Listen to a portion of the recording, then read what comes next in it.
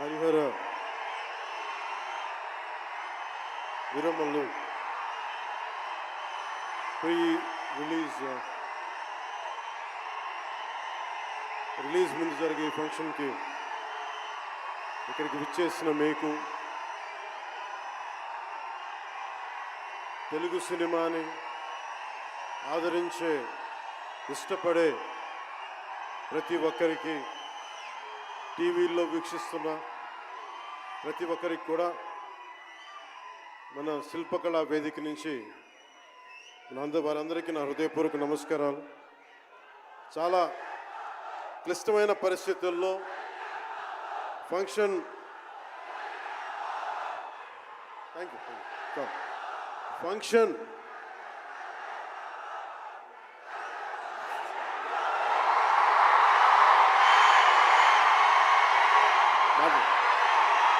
Function Hyderabad తెలంగాణలో Harihara Veeramallu function ఒక కనీసం లక్షలాది మంది మధ్య జరుపుకుందామని ప్లాన్ చేసిన వర్షాభావాలు ఇతరత్ర కారణాల వల్ల దాన్ని ముందుకు తీసుకెళ్ళలేక ఫంక్షన్ సైజ్ని మన శిల్పకళ వేదికకి పరిమితం చేసినా కానీ ప్రతి ఒక్కరికి టీవీలో కూర్చొని మరింత సురక్షితంగా చూడాలని ఒక ఉద్దేశం. ఇలాంటి ఒక ఫంక్షన్ చేసుకోవాలంటే చాలా ఒత్తిళ్ళు ఉంటాయి. అలాంటి పరిస్థితుల్లో ముఖ్యంగా హైదరాబాద్ తెలంగాణలో పర్మిషన్ ఇచ్చిన, ఈ సభకి పర్మిషన్ ఇచ్చిన గౌరవ ముఖ్యమంత్రి శ్రీ అనుముల తెలంగాణ గౌరవ ముఖ్యమంత్రి శ్రీ అనుముల రేవంత్ రెడ్డి గారికి ప్రత్యేకించి నా ప్రత్యేక ధన్యవాదాలు, హృదయపూర్వక నమస్కారం. అలాగే డీజీపీ గారికి, శ్రీ జితేందర్ ఐపీఎస్ గారికి, అలాగే సైబరాబాద్ కమిషనర్ పోలీస్ శ్రీ అవినాష్ మోహంతి గారికి కూడా నా ప్రత్యేకమైన కృతజ్ఞతలు. ఇది పాపం చాలా బోనాల పండుగ సమయంలో ఒత్తిడి గురవకూడదు, తొక్కిసలాట జరగకూడదు. ఇలాంటి పరిస్థితుల్లో హరిహర వీరమల్లు ప్రీ రిలీజ్ ఈవెంట్కి పర్మిషన్ ఇచ్చిన తెలంగాణ ప్రభుత్వం గౌరవ ముఖ్యమంత్రి గారికి, డీజీపీ గారికి, సైబరాబాద్ కమిషనర్ గారికి మరోమారు ప్రత్యేకంగా ధన్యవాదాలు తెలుపుకుంటూ, ప్రతి ఒక్క రోడ్డు మీద ఉన్న ఇంతమంది మన అభిమాన జనం వస్తే వారందరికీ సహకరించిన, తొక్కిసలాట్ లేకుండా సహకరించిన పోలీస్ సోదరులందరికీ, ఇన్స్పెక్టర్స్కి, సర్కిల్ ఇన్స్పెక్టర్స్కి, డిఎస్పీస్కి, ప్రతి ఒక్కరికి అభిమానుల తరపున, హరిహర వీరమల్లు యూనిట్ తరపున నా ప్రత్యేక నమస్కారాలు, కృతజ్ఞతలు తెలియజేస్తాను.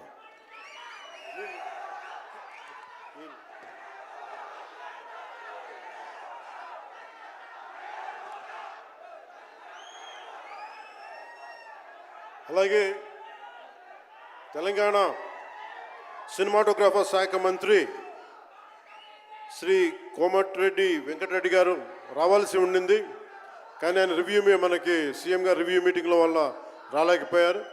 వారికి కూడా నా ప్రత్యేక కృతజ్ఞతలు. అలాగే నేను పాలిటిక్స్కి వచ్చాక, సినిమాలోకి వచ్చి మీ అభిమానాన్ని ఎలా సంపాదించుకున్నాను, పాలిటిక్స్లోకి వచ్చాక నేను స్నేహంతో పాటు ఒక మంచి స్నేహితుణ్ణి, అలాగే ఒక మంచి మిత్రుణ్ణి సంపాదించుకున్నాను. అది శ్రీ ఈశ్వర్ ఖండ్రే గారు.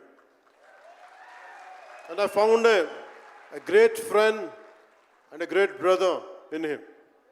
I am truly grateful to you, sir, from coming all the way from Karnataka, for making your time in your busy schedule, and I'm eternally grateful to you for making your presence felt here. Your blessings and your kind words and your good words are truly inspiring, and we will truly cherish this moment with you, sir. We are grateful to you. అలాగే కందుల దుర్గేష్ గారు, గౌరవ పర్యాటక సాంస్కృతిక శాఖ మరి cinematograph శాఖ మార్చులు, ఆంధ్రప్రదేశ్ ప్రభుత్వం. అలాగే ప్రత్యేకించి రఘురామకృష్ణరాజు గారు మీకు తెలుసు కదా, ఆయన గురించి చెప్పక్కర్లేదు కదా. గౌరవ ఆంధ్రప్రదేశ్ శాసనసభ ఉపసభాపతి, ఆయన మాటని శాసనసభలో చూడాలి, చాలా ఆనందంగా ఉంటుంది ఆయనతోటి. వారికి కూడా నా ప్రత్యేకంగా ధన్యవాదాలు.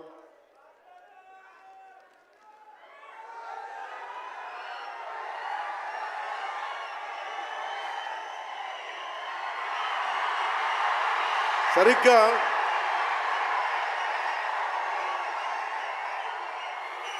ఒక 2 సంవత్సరాల క్రితం భీమ్లా నాయక్ రిలీజ్ అయినప్పుడు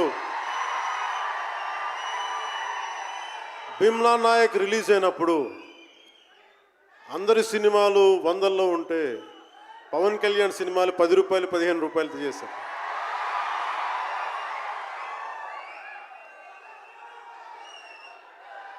నేను ఒకటే చెప్పాను ఆ రోజున, మనల్ని ఎవడు ఆపేది.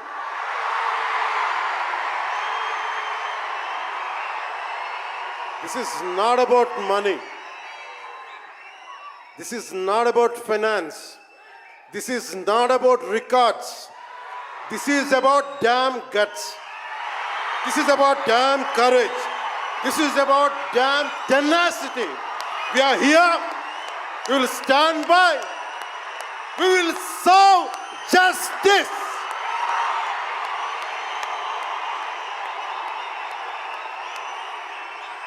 పవన్ కళ్యాణ్ ఎప్పుడు రికార్డుల కోసం ప్రయత్నం చేయాల.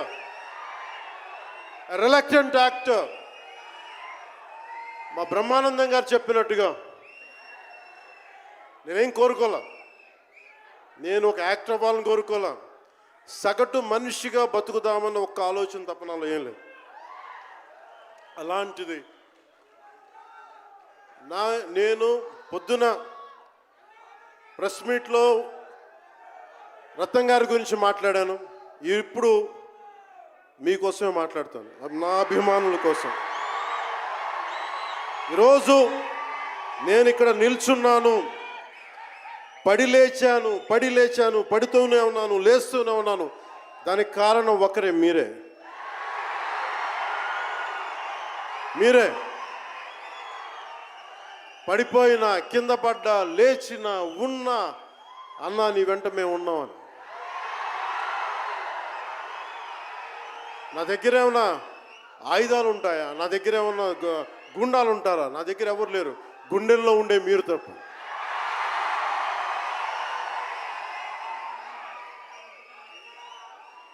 దాదాపు నేను 96లో నా మొదటి సినిమా అక్కడమ్మా ఇక్కడబ్బాయి. ఇది 2025 అంటే ఆల్మోస్ట్ 29 to 30 years. అంటే దాదాపు 29-30 సంవత్సరాలు నేను చిత్ర పరిశ్రమకి వచ్చి. ఎలా ఉంది అంటే నాకే తెలియదు, అలా కాలం అట్లా అయిపోయింది. కానీ కొంత వయసు పెరిగిందేమో కానీ గుండెల్లో చావు ఇంకా చావాలి, బతికాం. ఇక్కడే సభలో సర్దార్ గబ్బర్ సింగ్ సినిమాకి మహబూబ్ నగర్ నుంచి వచ్చిన ఒక యువకుడి గురించి చెప్పాను, మన అభిమానులు ఒకటి గురించి చెప్పాను. అన్న నువ్వేమి ఇవ్వదు, ఒక హిట్ ఇవ్వన్నా చాలని. ఆ రోజు నేను భగవంతుని కోరుకున్నాను, నా అభిమానుల కోసం, నా కోసం కాదు కానీ ఒక హిట్ ఉంటే బాగుంటుంది అని కోరుకున్నాను. అది హరీష్ శంకర్ గబ్బర్ సింగ్ వల్ల తిరిగి వచ్చింది. కానీ ఈ సినిమా చాలా డిఫికల్ట్ టైమ్స్లో చేశాను. ఇది సినిమాల మీద టెక్నీషియన్గా నేను ఉండి ఒక నిమిషం సినిమాలు కష్టంగా ఉండి, ఒక సినిమా చేయడం ఎంత కష్టమో, సినిమా చేయడం చాలా చాలా కష్టం. నేను మీతో పంచుకోదలుచుకున్నాను ఈ రోజున. మీకు సంబంధించి నేను మొదటి సినిమా నుంచి ఇప్పుడు దాకా జానీ సినిమా నేను చేసినప్పుడు అది ఫెయిల్ అయితే, ఆ సినిమా ఫ్లాప్ అయితే ఎలా ఉంది అంటే ఆ రోజు నా పరిస్థితి, వరుసగా హిట్లు కొట్టి కూడా ఒక్క సినిమా ఫ్లాప్ అయితే అందరూ మీరు వదలలేదు. నేను మీ గురించి ఎప్పుడు మాట్లాడతాను అంటే ధనం మూలం మిదం జగత్ అంటాం. అంటే అన్ని బంధాలు, కార్ల్ మార్క్స్ చెప్పిన అన్ని బంధాలు ఆర్థిక బంధాలని సినిమా పరిశ్రమలో మరింత బలంగా తెలుస్తాయి. నా రెమ్యునరేషన్ ఇచ్చేసాను అని నా దగ్గర అంతమించి డబ్బులు లేవు. కానీ ఆ రోజు నుంచి ఈ రోజు దాకా ఒకటైతే మార్పు జరిగింది. నేను చిత్ర పరిశ్రమ హిట్స్ ఫ్లాప్స్ ఇవన్నీ వదిలేసి నేను ఒకటే నమ్మాను, నా అభిమానులు నాకున్నారు, నన్ను ప్రేమించే వాళ్ళు ఉన్నారు. డబ్బుకి ఎప్పుడు నేను ప్రాధాన్యత ఇవ్వాలి. నేను ఇచ్చింది బంధాలకు ప్రాముఖ్యత ఇచ్చాను. మనిషి నుంచి మనిషి బంధం. నా గుండె నుంచి మీ గుండెకి 2 గుండెల దూరం అంతే. నేను ఏమి కోరుకోలే, చాలా కష్టాల్లో ఈ సినిమా చేశాం.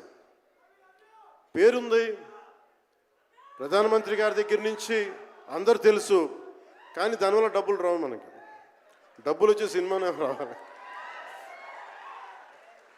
కానీ సినిమాని ఎలా చేస్తాం? మిమ్మల్ని రంజింపజేయాలి, మిమ్మల్ని ఆనందింపజేయాలి. మనకి ఖుషీ లాంటి సినిమా తీసిన ఏఎం రత్నం గారు ఎప్పుడో 2017లో ఎప్పుడో సినిమా వచ్చి మీరందరూ తిడతా ఉంటారు కదా నన్ను, ఎంతసేపు రీమేకులు చేస్తావు అని. కరెక్ట్, ఏం చేయమంటారు చెప్పండి? మనకెవరు పెద్ద పెద్ద దర్శకులు లేరు. మన కింద నుంచి వచ్చిన వాళ్ళం. మనకి ఒక్క నిమిషం,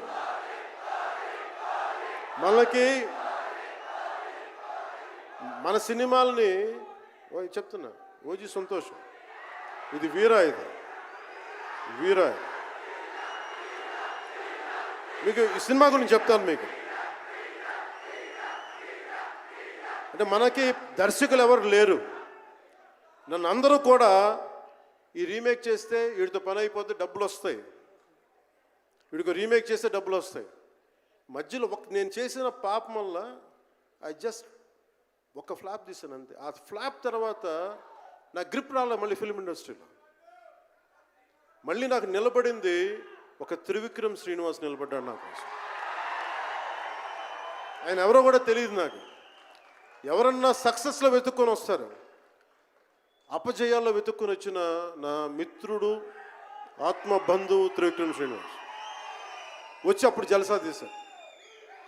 కష్టాల్లో ఉన్నప్పుడు లేదు, అడ్వర్సిటీ రివీల్స్ ట్రూ క్యారెక్టర్ అంటారు. కష్టాల్లో ఉన్నవాడే వచ్చినప్పుడు స్నేహితుడు. అలాంటి స్నేహితుడు నాకు భగవంతుడు త్రివిక్రమ్ శ్రీనివాస్ ద్వారా వచ్చాడు. అలాగే ఎందుకు రీమేక్స్ చేశాను మీకు ఉంటుంది కదా. నా పార్టీని ఎవడు నడుపుతాడు? కొత్త కథలు తీస్తే ఎప్పుడో వెళ్ళిపోద్ది. నా భార్యని కానీ నా పిల్లల్ని కానీ ఎవరు పోషిస్తారు?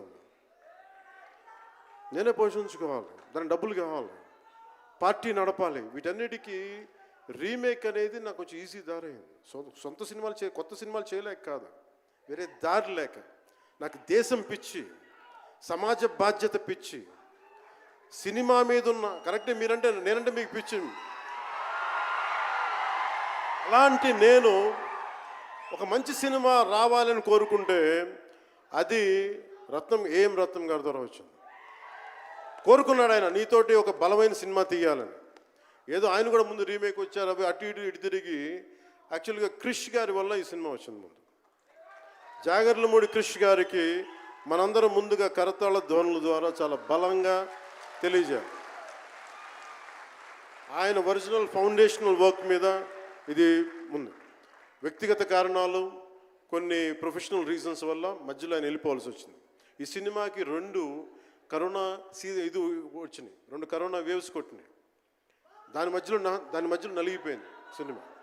అలాంటి సమయంలో ఒక ఆస్కర్ విన్నర్ ఎక్కడో మనం ఆంధ్రప్రదేశ్లో చిన్న బడ్జెట్లో సినిమా తీస్తే మన బడ్జెట్స్ ఎంత ఉంటాయి? 10 కోట్లు 15. అలాంటి సినిమాల నుంచి సంగీత దర్శకత్వం వహించి మనం పెట్టే నాటు నాటు నాటు అనే పాట ప్రపంచమంతా ఉర్రూతో లూగిస్తుంది అనేది తెలియజేశారు కీరవాణి గారు.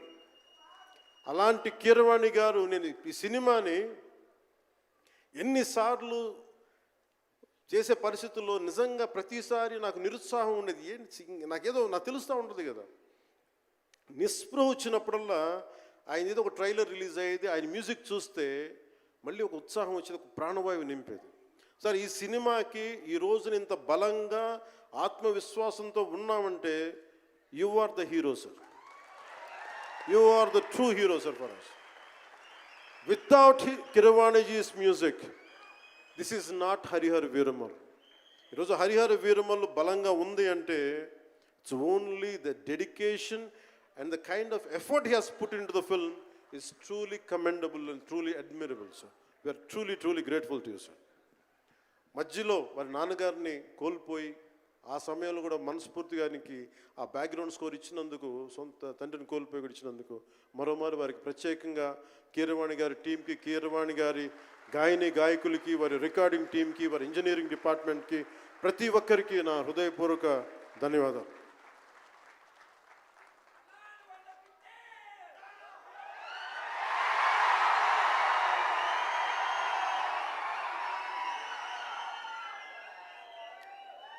ఈ సినిమాని టెక్నీషియన్స్ గురించి అందరితో మాట్లాడి then will talk about cinema.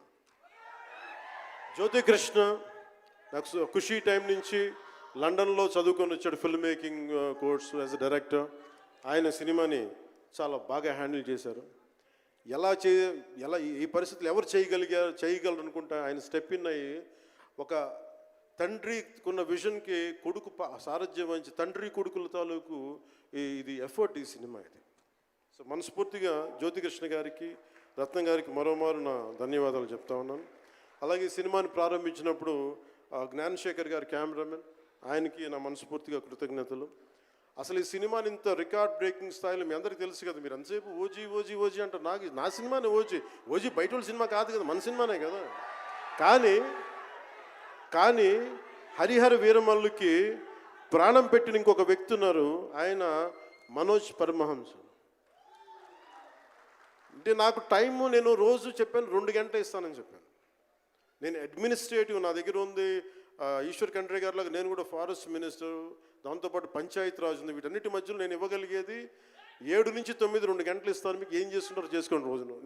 వారానికి 5 రోజులు ఇచ్చాడు. ఈ 5 రోజుల్లో దాన్ని చాలా పగడ్బందీగా ప్లాన్ చేసి మంగళగిరిలో ఉన్న జనసేన పార్టీ ఆఫీస్ నుంచి 2 గంటల ఒక కూతవేటు దూరంలో ఉన్న నా సన్నిహితులు, నా మిత్రులు రమేష్ లింగంనేని గారి మిడ్ వ్యాలీ స్టూడియో, వాళ్ళ స్థలం ఉంటుంది, దాన్ని మిడ్ వ్యాలీ స్టూడియోస్గా మార్చేసి అక్కడే సెట్స్ చేసాం. మొత్తం మేజర్ వర్క్ అక్కడే చేసి దాని స్పెషల్ ఎఫెక్ట్స్ చేసాం. ఇలాంటివన్నీ సహకరించినందుకు, చేయగలిగిన సత్తా ఉన్న మనోజ్ పరమహంస గారికి మనస్ఫూర్తిగా నా ధన్యవాదాలు. అలాగే ఎగ్జిక్యూటివ్ ప్రొడ్యూసర్ దయాకర్ రావు గారికి, అలాగే ఆర్ట్ డైరెక్షన్కి చేసిన తోట తరుణి గారికి, అలాగే పాపం నేను పొద్దున కూడా చెప్పాను, ఈ సినిమాకి ఎవరన్నా సరే ఎంతమంది క్యాస్టింగ్ ఉన్నారు ఈ రోజున. విచిత్రంగా నేను, నిధి అగర్వాల్ తప్ప ఇంకెవరు లేరు. మన భరణి గారు, రఘు గారు, చాలా మేజర్ క్యాస్టింగ్ ఉంటే ఎవరు లేరు. దానికి ఈ సినిమాని ఇన్ని రోజుల దాకా, గత నెల రోజుల నుంచి ఒంటి చేత్తోటి జనం మధ్యలో ఉండేలాగా నిధి అగర్వాల్ గారికి మనస్ఫూర్తిగా నేను ఆవిడని చూసి సిగ్గు తెచ్చుకొని నేను కూడా ఈ రోజున మాట్లాడాను. అంటే నువ్వు ఎంత ఉప ముఖ్యమంత్రి అయినా, అంటే ఢిల్లీకి రాజైనా తల్లి కొడుకేలాగా నువ్వు ఎంత ఉప ముఖ్యమంత్రి అయినా నువ్వు ఈ సినిమాకి హీరోవి అని చెప్పుకొని నేను ఆవిడని చూసి సిగ్గు తెచ్చుకొని నేను కూడా మీడియా ఇంటరాక్షన్ చేశాను. రేపు కూడా చేయబోతున్నా, ఎల్లుండి కూడా చేయబోతున్నా. అలాగే నాకు బాబీ డియోల్ గారు, నేను చిరంజీవి గారు షూటింగ్స్ ఉన్నప్పుడు మన ధర్మేంద్ర గారితో చూసేవాడిని ఊటీలో. అలాంటి Bobby Deol acted as Aurangzeb, tyrant ruler. అలాంటి brilliant performance by Bobby Deol. I truly grateful to Bobby Deol for accepting this role. అలాగే తోట తరణి గారికి మనస్ఫూర్తిగా నా ధన్యవాదాలు. జే మీడియా వారి సంస్థ అధిపతులు కూడా నా హృదయపూర్వక ధన్యవాదాలు. ముఖ్యంగా రేట్స్ ఇచ్చి 2 సంవత్సరాల క్రితం భీమ్లా నాయక్ రిలీజ్ అయినప్పుడు 10-15 రూపాయలు టికెట్తో వచ్చినప్పుడు నేనేమన్నా, కానీ మీ కోరిక మేరకు ఈరోజు టికెట్ రేట్స్ పెరిగి ప్రభుత్వం మనదొచ్చి మన సినిమా ఇప్పుడు రిలీజ్ అయ్యింది. ఆ రోజు మీరు పంతం కొద్ది చూశారు. ఆ రోజు పెట్టిన ఎఫర్ట్కి ఇది బయటకు వచ్చింది. ఇది దాని తాలూకు సత్తా మీరు చూస్తారు ఈరోజు. Okay, now we will come back to the story of Harihara Veeramallu. Harihara Veeramallu, ఇది నాకు చాలా ఇష్టమైన సబ్జెక్ట్. ఇది మనందరం చరిత్రలో చదువుకుంటాం. భారతదేశం ఎవరి మీద దాడి చేయలే, భారతదేశం ఎవరి మీద కూర్చొని ఆక్రమణం చేయలే. ఈ దేశాన్ని అందరూ ఆక్రమించుకున్నారు. మనం చదువుకున్న టెక్స్ట్ బుక్స్లో కానీ స్కూల్ బుక్స్లో కానీ ఎంతసేపు మొఘల్ తాలూకు గొప్పతనాన్ని చెప్పారు తప్ప మొఘల్ తాలూకు అరాచకాన్ని చెప్పలేదు ఆవిడ. Akbar is great, Shahjahan is great, Aurangzeb is great అంటారు కానీ what they had done. Vijayanagara empire గురించి మాట్లాడాల, ఇంతమంది కింగ్స్ ఉన్నారు, ఎవరి గురించి మాట్లాడాల. We always heard about Mughals' greatness, but what Aurangzeb has done to our country, సొంత తమ్ముడిని చంపేసి దారా సిక్కుని చంపి షాజహాన్ని జైల్లో పెట్టి నువ్వు హిందువుగా బతకాలి అంటే నువ్వు ట్యాక్స్ కట్టాలి. Can you imagine? For being a Hindu you have to pay tax as a Hindu, just to accept, to practice. ఇలాంటి సమయంలో ఒక ఛత్రపతి శివాజీ మహారాజ్ లాంటి వాడు గుండెల్లో శౌర్యాన్ని నింపాడు. మనకి తమిళనాడు దురాక్రమణ గురైతే all the way from Maharashtra he came back and supported, stood by people. ఇలాంటి నేపథ్యంలో హరిహర వీరమల్లు ఒక ఫిక్షస్ క్యారెక్టర్, ఒక కల్పిత పాత్ర. అలాంటి పాత్రలో సగటు మనిషి ఏమి చేసి ఉండొచ్చు? ఎంతసేపు మనం కోహినూర్ ఎక్కడి నుంచి వచ్చింది? కోహినూర్ ఒకప్పుడు ఉమ్మడి రాజధాని కదా ఇదంతా, మనందరికీ ఉమ్మడి దేశం కదా ఇదంతా, తెలంగాణ నుంచి కృష్ణానది తీరం వరకు టిల్ విజయవాడ. ఆ కృష్ణానది తీరం దగ్గర ఇప్పుడు విజయవాడలో ఉన్న కొల్లూరు దగ్గర వజ్రపు గనులు ఉంటే అక్కడ దొరికిన వజ్రం అది. ఆ వజ్రం ఎక్కడి దాకా వెళ్ళింది? అది మన నిజాం నవాబ్ దగ్గరికి వచ్చింది. నిజాం నవాబ్ దగ్గర నుంచి ఆ మొఘల్కి వెళ్ళింది. రకరకాల ఫైనల్గా ఈ రోజున కోహినూర్ యూకే లండన్లో ఉంది, లండన్ మ్యూజియంలో ఉంది. సో దాన్ని దృష్టిలో పెట్టుకొని నాకు కృషి గారు కథ చెప్పినప్పుడు ఇంట్రెస్టింగ్ అనిపించింది. Then we did the story, then cinema చేశాం. ఈ సినిమా మేకింగ్ ప్రాసెస్లో చాలా నలిగాం. ఇలాంటివన్నీ నలిగిన తర్వాత ఒకటే ఏంటంటే ఈ సినిమాలో ఇది ఎన్ని రికార్డులు చేస్తానో నేను చెప్పలేను, ఎందుకంటే ఎంత కలెక్షన్ చేస్తానో నేను చెప్పలేను. ఎందుకంటే నేను ఎప్పుడు కూడా ఈ రోజుకి చెప్తున్నాను, we did our best efforts better. అంటే మీరు అంటారు కదా, మీకోసం కొంచెం కాలు కూడా కదిల్చాను డ్యాన్సుల కోసం. అలాగే నేను చాలా సంవత్సరాలు అయిపోయింది ఎంతసేపు పొలిటికల్ ప్రాసెస్లోకి వెళ్ళిపోయి రియల్ లైఫ్ గుండాలను ఎదుర్కొన్నాను, రియల్ లైఫ్ రౌడీలను ఎదుర్కొన్నాను. కానీ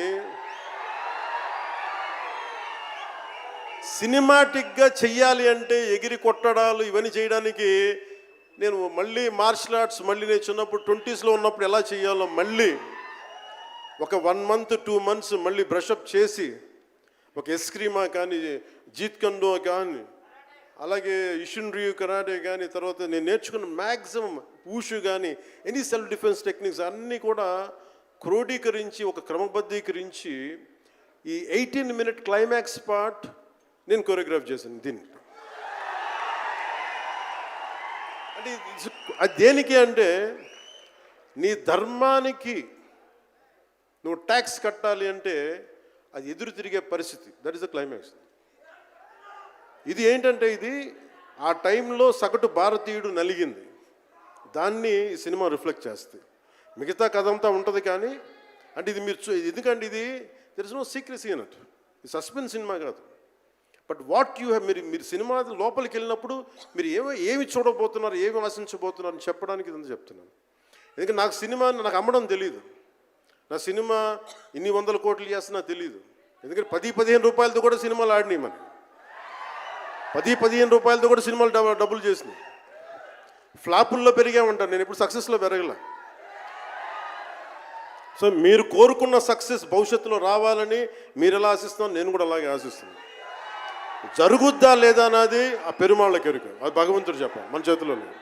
మన చేతిలో ఉన్నదల్లా we had done best, we had given our best. Rest leave it to God. మీకు నచ్చిందా బద్దలు కొట్టండి. That's all I can say. మీకు మీరే నా బలం, మీరే నా బలం. నేను కష్టాల్లో ఉన్నా, ఓటమిలో ఉన్నా, ఎక్కడున్నా అన్నా నీకున్నావని చెప్పిన వాళ్ళు మీరు. మనల్ని ఎవడరా ఆపేదంటే, మనల్ని ఎవడన్నా ఆపేదని ముందుకొచ్చింది మీరు. మీకు ప్రతి ఒక్కరికి పేరు పేరున ఈ గుండె ఎవరి కోసం కొట్టుకోదు, మీకోసం కొట్టుకుంటుంది, మీ కష్టాల కోసం కొట్టుకుంటుంది. మళ్ళీ విశాఖపట్నంలో కలుసుకుందాం. టిల్ దెన్, జై భారత్, జై హింద్. ఒక గ్రూప్ పిక్చర్ కోసం పవన్ కళ్యాణ్ గారిని ఉండవలసిందిగా రిక్వెస్ట్ చేస్తున్నాము. ఒక గ్రూప్ పిక్చర్ ప్లీజ్.